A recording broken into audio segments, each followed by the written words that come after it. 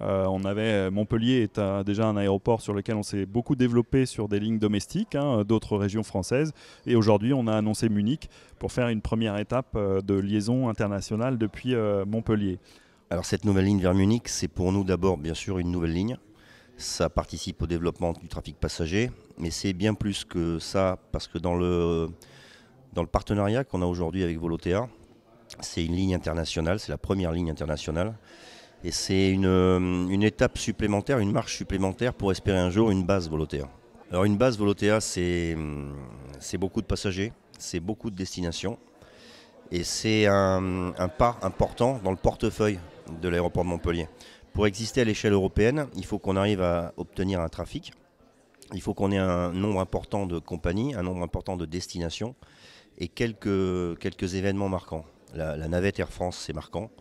KLM sur le hub d'Amsterdam, c'est marquant. Le partenariat Air Arabia, c'est marquant. Maintenant, il nous faudrait un partenaire low cost d'envergure. Et Volotea est un partenaire low cost d'envergure. Aujourd'hui, l'objectif, encore une fois, c'est d'exister à l'échelle européenne. C'est de devenir l'aéroport de l'Est de l'Occitanie. Il n'y a pas d'aéroports régionaux importants sans un partenaire important. On peut ouvrir des lignes avec plein de compagnies. À un moment, si on veut passer un cap, si on veut atteindre une certaine taille, il faut s'adosser à un major important. Donc nous, on a encore une fois Air France, c'est très fort.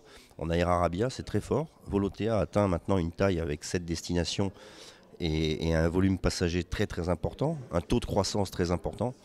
Si par bonheur un jour il lance le défi d'une base, là c'est un marqueur. Voilà.